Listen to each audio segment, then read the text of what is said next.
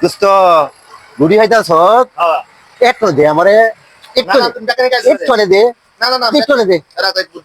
দে একটু দে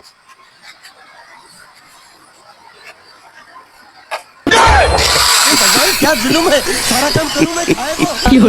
no no no no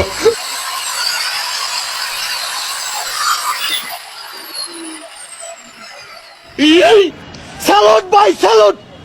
আপনার ভিতরে এত প্রতিভা ভাই আপনি আগে কেন দেখান নাই তোর মাথা কত বুদ্ধি আচ্ছা ভাই